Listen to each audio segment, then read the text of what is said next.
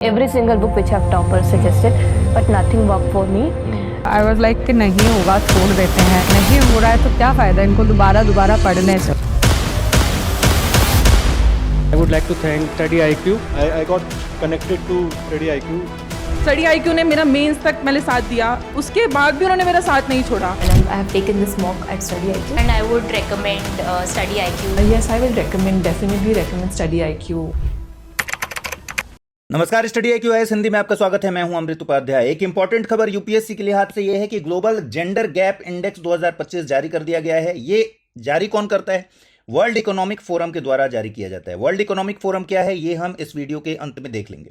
131वें position पर इस बार India है, यानी इंडिया की रैंक में 2 रैंक की गिरावट आई है। 2024 की बात करें तो 129वें रैंक पर था और -2 इस बार स्कोर किया है, मतलब 2 रैंक की गिरावट आ गई है। लेकिन सबसे ज्यादा आश्चर्य की बात यह है कि बांग्लादेश ने 75 रैंक अपवर्ड छलांग मारी है और इस बार वो 24वीं रैंक पर आ गया है। और ये सबसे आश्चर्यजनक इंडेक्स में जो बात है, वो सबसे बड़ी बात यही है।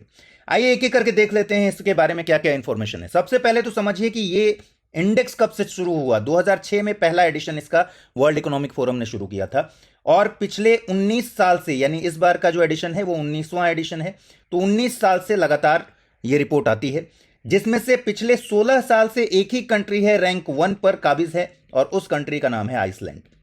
ठीक है, तो इसमें इंडेक्स का जो फ्रेमवर्क है, इंडेक्स बनाया कैसे जाता है इसको समझेंगे। तो इंडेक्स के भीतर देखिए सब इंडेक्स बना हुआ है और सब इंडेक्स में भी अलग 12-14 पैरामीटर्स बने हुए हैं जिस पर इस पूरी रिपोर्ट को तैयार किया जाता है। तो इंडेक्स और इंडेक्स के भीतर सब इंडेक्स के भीतर कैटेगराइजेशन और भी पैरामीटर्स के होते हैं। इसके लिहाज से देखेंगे तो 4 बेसिक डायमेंशंस हैं जिसके आधार पर यह रिपोर्ट तैयार होती है। इकोनॉमिक पार्टिसिपेशन और अपॉर्चुनिटी पहला, दूसरा एजुकेशनल अटेनमेंट, तीसरा हेल्थ और सर्वाइवल और चौथा पॉलिटिकल एम्पावरमेंट। इन चारों डायमेंशंस के भीतर कई पैरामीटर्स बने हुए हैं जिसके जरिए यह रिपोर्ट बनती है। अब आइए देखिए, अगर 2006 से लेकर 2025 तक, यानी पिछले 19 रिपोर्ट्स की अगर बात करें तो यहां देखिए 2009 से लेकर आपको सिर्फ एक कंट्री दिखेगी, आइसलैंड, जो टॉप रैंकर है, रैंक 1 पर है। पिछले साल भी जो 2024 की रिपोर्ट में देखेंगे तो आइसलैंड, फिनलैंड और नॉर्वे यही टॉप 3 पोजीशंस पर थे। इस बार भी सेम रिजल्ट है, आइसलैंड, फिनलैंड और नॉर्वे, यही सीक्वेंस फिर से आ गया है। अब आइए इंडिया की बात कर लेते हैं। इंडिया देखिए यहां 131 पोजीशन पर है। मैंने बताया पिछली बार इसकी रैंक कितनी थी, 129वीं रैंक थी, लेकिन 2 स्थान फिसला है नीचे। 130 पर है श्रीलंका, यानी श्रीलंका थोड़ा बेहतर स्थिति में है इंडिया से। और अगर बाकी कंट्रीज की बात करें, मैंने कहा 24 रैंक है बांग्लादेश की और बांग्लादेश के रैंक में 75 पोजीशन का सुधार हुआ है, 75 पोजीशन का छलांग लगाया है बांग्लादेश ने। उसके बाद आप देखिए सबसे अंतिम में जिसको होना चाहिए था वही है पाकिस्तान, 148, और 148 ही कंट्रीज का ये सर्वे है पूरा।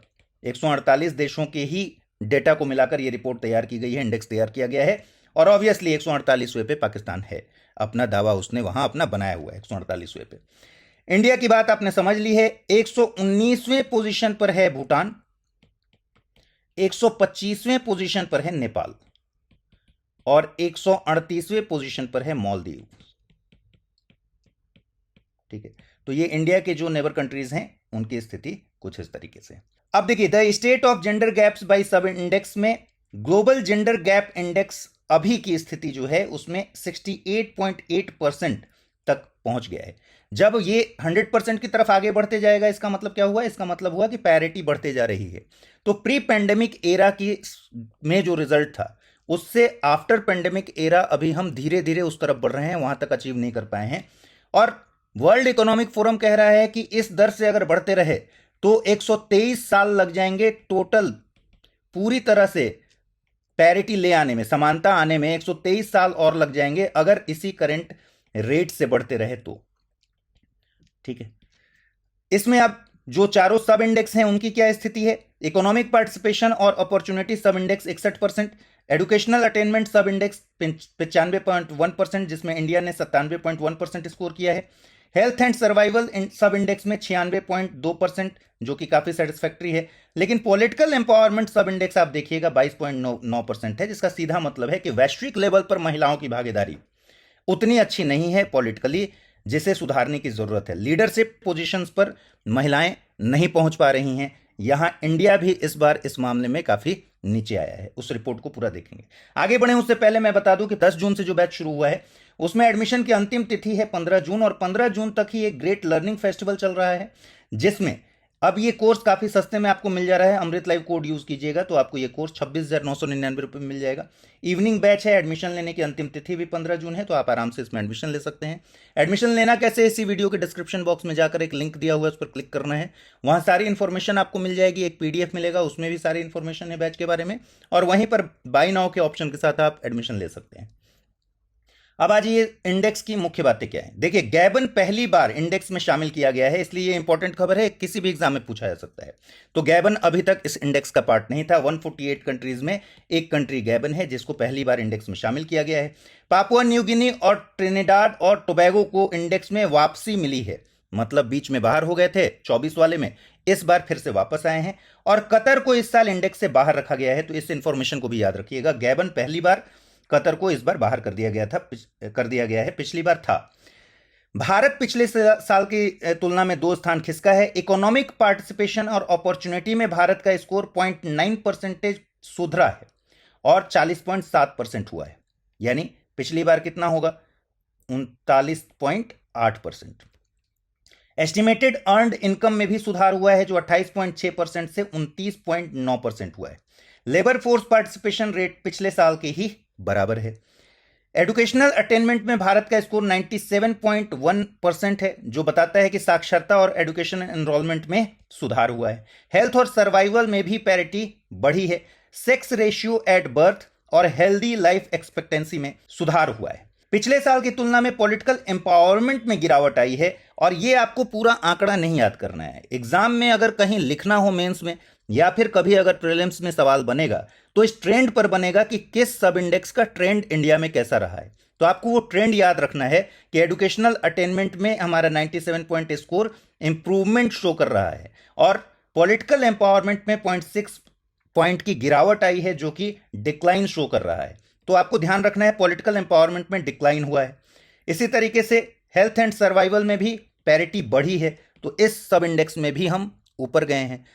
संसद में महिलाओं का प्रतिनिधित्व अगर बात करें, कहां पर हमें पॉलिटिकल एम्पावरमेंट में गिरावट आई है, संसद में महिलाओं की भागीदारी है या प्रतिनिधित्व है, वो गिरकर 13.8% हो गया है, जो कि पहले 14.7% था 2024 में। तो एक नुकसान तो हमें पॉलिटिकल एम्पावरमेंट में यहां हो गया।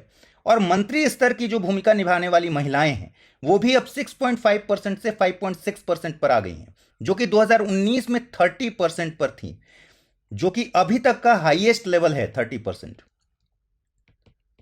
मतलब समझिए, यहां बात हो रही है संसद में महिलाओं की भागीदारी का, यानी पार्लियामेंट की बात हो रही है सीधे सीधे।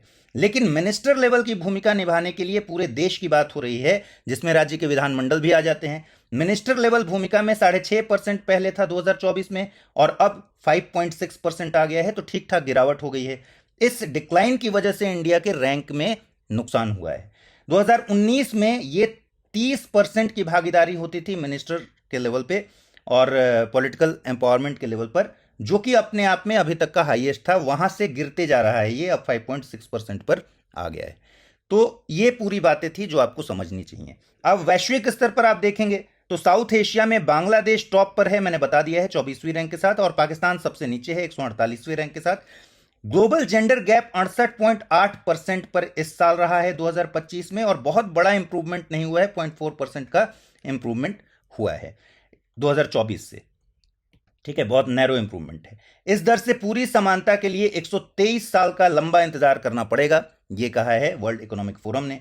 ग्लोबल वर्कफोर्स की अगर बात करें तो महिलाओं की हिस्सेदारी 41.2% है, लेकिन टॉप लीडरशिप अगर पोजीशंस की बात करें तो केवल 28.8% है। यहां से भी कभी क्वेश्चन बन सकता है। देखिए, ग्लोबल वर्कफोर्स में महिलाओं की हिस्सेदारी की बात करें, यानी श्रम बल में हिस्सेदारी की बात करें, तो ऑलमोस्ट 41.2% है, जो कि अभी भी सेटिस्फैक्टरी नहीं कहा जा सकता है।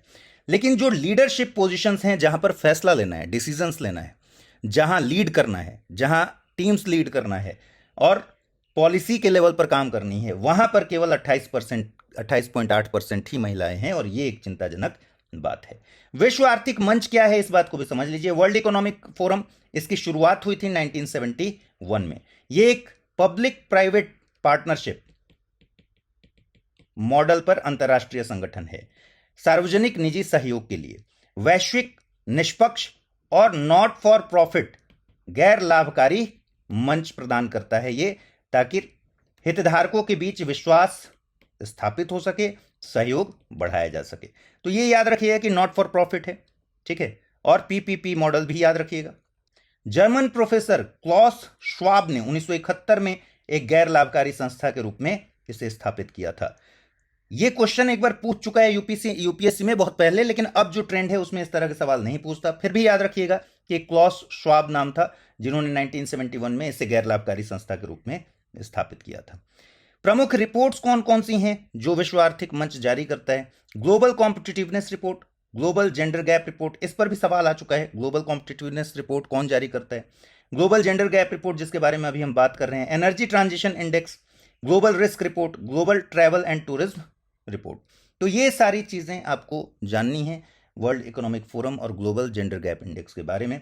एक क्वेश्चन जैसा कि मैं देता हूं, एक क्वेश्चन आपको सॉल्व करके कमेंट सेक्शन में इसका जवाब देना है कि वर्ल्ड इकोनॉमिक फोरम द्वारा प्रकाशित वैश्विक लैंगिक अंतराल सूचकांक यानी ग्लोबल जेंडर गैप इंडेक्स के संदर्भ में निम्नलिखित कथनों पर विचार कीजिए। यह सूचकांक पहली बार 2006 में प्रकाशित किया गया।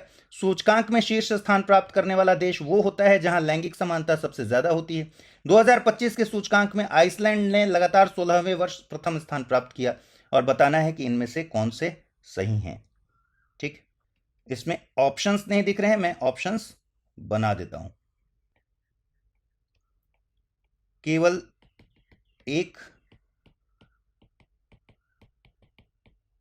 एक और दो, केवल 2 और 3 या फिर सभी। तो इस प्रश्न का जवाब आप मुझे कमेंट सेक्शन में दीजिएगा। मैं टेलीग्राम पर इसका आंसर आपको प्रोवाइड कराऊंगा। अमृत उपाध्याय 007 और अमृत उपाध्याय 007 सेम आईडी के साथ मैं इंस्टा पर भी अवेलेबल हूं और टेलीग्राम पर भी आप चाहें तो मुझसे जुड़ सकते हैं। फिलहाल इतना ही रखते हैं, नेक्स्ट वीडियो में मुलाकात होगी। ख्याल रखिए अपना, ठीक से पढ़ाई कीजिए। नमस्कार। Every single book which have toppers suggested, but nothing worked for me. I was like कि नहीं होगा छोड़ देते हैं, नहीं हो रहा है तो क्या फ़ायदा इनको दोबारा पढ़ने से। I would like to thank Study IQ. I got connected to Study IQ. Study IQ ने मेरा मेंस तक मैंने साथ दिया, उसके बाद भी उन्होंने मेरा साथ नहीं छोड़ा। And I have taken this mock at Study IQ. And I would recommend Study IQ. Yes, I will definitely recommend Study IQ. Hindi में यूपीएससी की तैयारी से संबंधित प्रोग्राम्स को देखने के लिए सब्सक्राइब करें स्टडी IQ IAS हिंदी।